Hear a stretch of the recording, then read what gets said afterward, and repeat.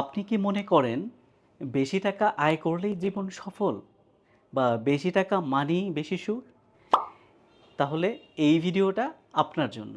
একটিবার ভাবুন তো, কেন অনেক ধনী মানুষ অশান্তিতে ভোগে? আর কেন সাধারণ মানুষ শান্তিতে থাকে? কেন একজন কোটি টাকা আয় করেও সুখী হতে পারছে না? আবার একজন অল্প আয়েও তৃপ্তির ঠেকুর তুলছে?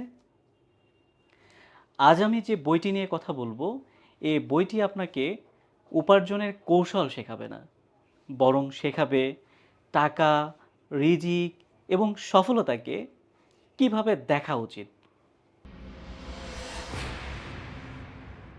আসসালামু আলাইকুম, স্বাগতম আমার নতুন আরেকটি বুক রিভিউ ভিডিওতে।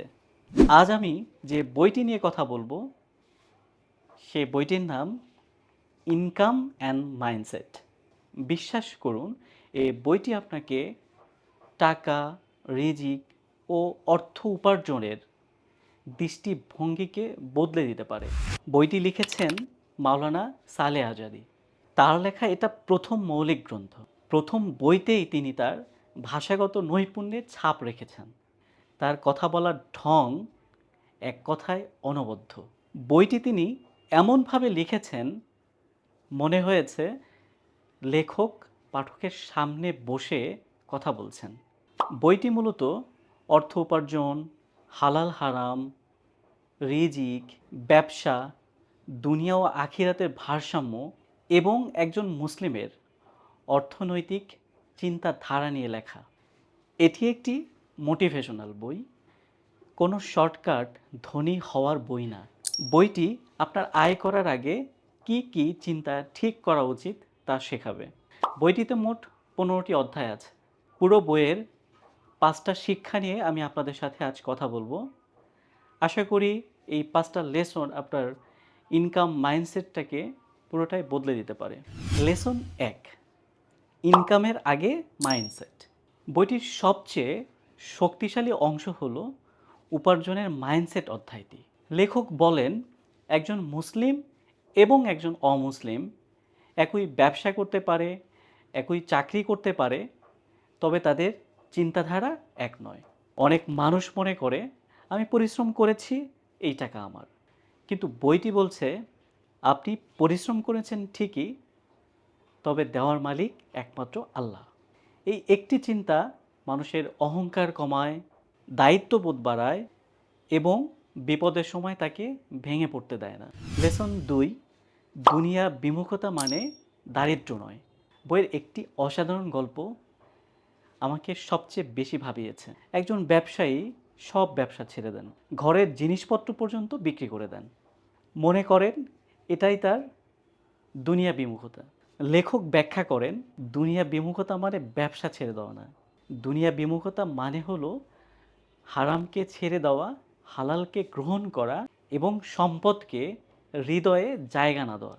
এই ধারণাটি এই বইয়ের সবচেয়ে মূল্যবান শিক্ষাগুলোর একটি আমার কাছে মনে হয়েছে। লেসন 3, হালাল ইনকামের গুরুত্ব। আজকের পৃথিবীতে আমরা সবাই মনে করি টাকা আসলেই হলো, সেটা যেভাবেই হোক। কিন্তু বইটিতে লেখক বলেছেন ভিন্ন কথা। হারাম উপার্জন সাময়িক আনন্দ দিতে পারে ঠিকই, কিন্তু জীবনে প্রকৃত সুখ এবং বরকত দিতে পারে না।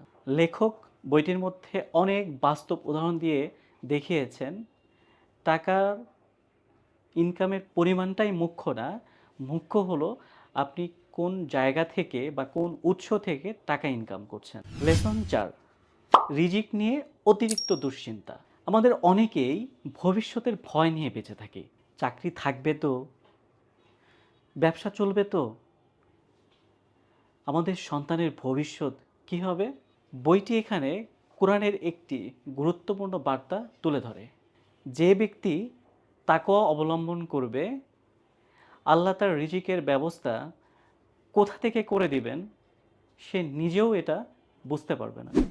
এই অংশটি পড়ে আমার কাছে মনে হয়েছে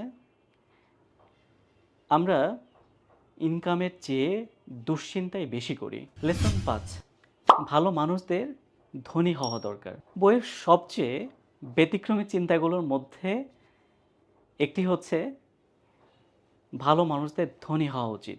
লেখক এখানে ব্যাখ্যা করেছেন, সমাজে যদি অসৎ ব্যক্তিগুলো অনেক সম্পদশালী হয়ে যায়, তাহলে এই যে সমাজটা, এটাকে পরিবর্তন কে করবে?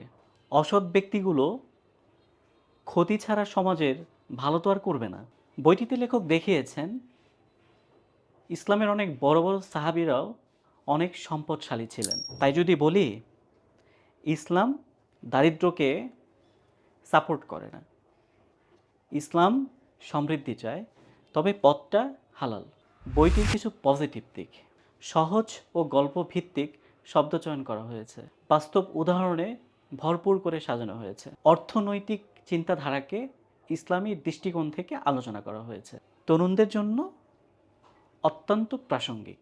কিছু সীমাবদ্ধতা ব্যক্তিগতভাবে আমার কাছে মনে হয়েছে, যারা একেবারে অর্থনীতি বা ফাইন্যান্সের টেকনিক্যাল বিশ্লেষণ খুঁজছেন, তাদের কাছে এ বইটি তুলনামূলকভাবে দার্শনিক মনে হতে পারে। আপনি যদি টাকা, রিজিক ও জীবনের প্রতি সঠিক মানসিকতা গড়ে তুলতে চান, টাকার দাস না হয়ে টাকার মালিক হতে চান, তাহলে এই বইটি আপনার পড়া উচিত। ভালো থাকবেন ইনশাআল্লাহ। খুব শিগগির নতুন অসাধারণ কোনো বইয়ের গল্প, শিক্ষা এবং রিভিউ নিয়ে। আল্লাহ হাফেজ।